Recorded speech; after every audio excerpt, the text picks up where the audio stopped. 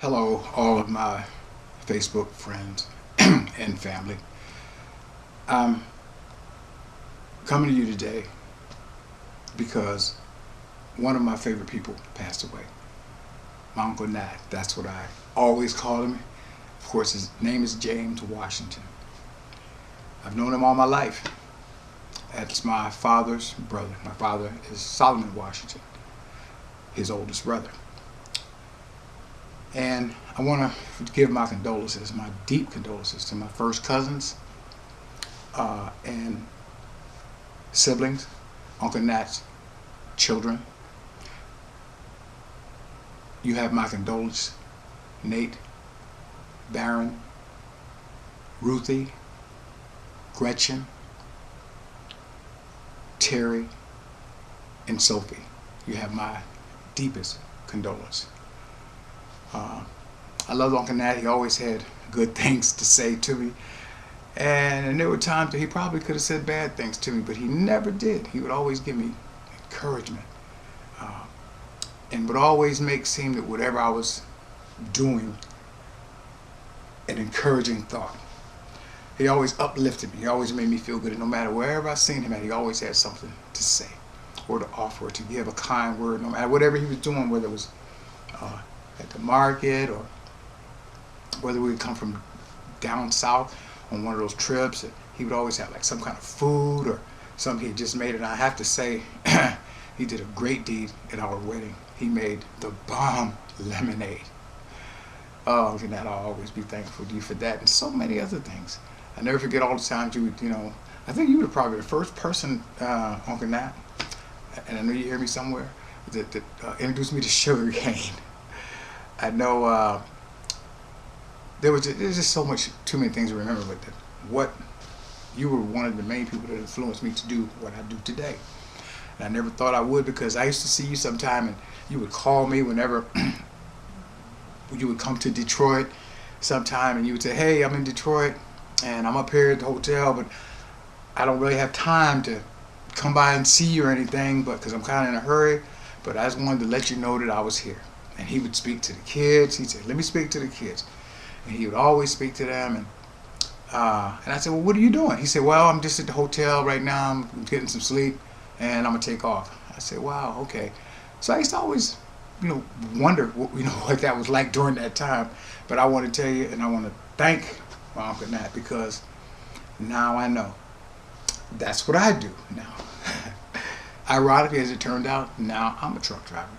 And it's a great job. And now I know that was a side of his life that I really didn't know, but I know that he had a passion for it, and I can see why. And I know why he loved it and did it for so many years. I just want to take you around. Now, here I am. I thought about Uncle Nat. I went on Facebook and I saw the notices, and I got word by phone. But and I came in the room and I sat on and thought. I said, wow, Uncle Nat. I said, I guess this is what it is. But I just wanted to just show you a little bit, and maybe this may even share with you some of what Uncle Nat used to experience. And it's not bad. I'm a truck driver, and I'm usually home every night, but on an occasion, they may ask me to do a favor, and it may require that I be out late or overnight. This is what they do for truck drivers. And Uncle Nat was a high caliber truck driver. Did it for years, more years than I've done and will ever do. And I just wanted to show you around. This is what a truck driver does. We come in, he's tired, he's may have been out all day driving, and this is how your companies treat you when you're a good driver. By the way, I am a good driver, and Uncle Nat was a driver extraordinaire, I promise you. So I could imagine Uncle Nat would come in, his company would say, you stand overnight, you don't have to stay in the truck. Here's where you can stay. This is probably what Uncle Nat used to go through. Just going to take a second here to show you. And this is probably what he would see.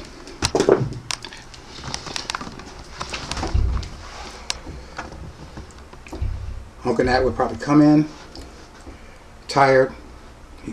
He'd come in this door probably, or a door similar to it.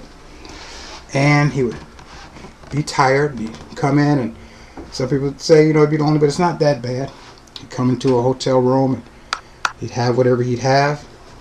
He'd probably kick his shoes off, look around first, make sure nobody's in here. Just like with me, I came in, I looked around, I thought, okay, I guess I can deal with this for tonight. I'm sure Uncle Nat probably came in, he probably looked in the bathroom to make sure everything was good and sanitary and whatever. And this is what us truck drivers did. And as I said, Uncle Nat was a truck driver extraordinaire. And I'm so proud to know that I share a part of this, something that he shared. And this is probably what he went through on those days when, he came in tired and wanted to just kick off his shoes and relax. And I can believe that that's exactly what he did, because that's exactly what I'm going to do. As soon as I finish this, I'm going to kick off my shoes and I'm going to relax. Now, excuse the shakiness of the camera, and whatever it is that he enjoyed, I'm sure he did. Of course, I brought along my companion, and that'll give me something to do tomorrow for checkout. Before, and my little goodies. I have a couple other things, and they have food here, of course, in the hotel. And I bet you Uncle Nat probably had his little goodies too. I know he used to like a lot of different meats and different things, and he relaxed. He loved watching TV, and I would always remember Uncle Nat when I go by the house. He'd be laying down watching TV. I'd say, Uncle Nat, come on, sit up with me while you're eating, and he would. I really love Uncle Nat, and I'm proud to know that I probably am sharing a part of life with him that I didn't get a chance to. Now, my truck is downstairs, just as his truck was probably, I'm sure, downstairs where he was at. And now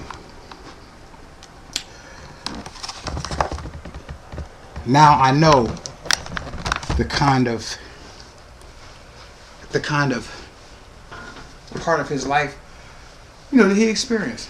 And I used to think it was, wow, how could you be out there like that? It's lonely, it's bad, and you had to be in the truck, and you were dirty, and different things. I'll tell you, Uncle Nat had a good life. And later, and he did this most of his life. This was, and he was home a lot too. And then, of course, later when he retired, he did what he did. Uncle Nat, I love you, I miss you. Again, my condolences to all of the family. We have a big family. Washington, Stallings. It's a huge family, and I'd like to give my deepest condolences to actually the whole family. And we know that God will console us during these times of bereavement, and I expect that everyone that will be able to will come and pay their respects at the funeral that I'm told will probably be the next Saturday. Again, that's about all I have to say. I'm glad I could just at least share that. And I guess while I'm on here, you could just consider this an updated profile picture. I love every one of you, Facebook family and friends, and peace. We'll see you around on Facebook.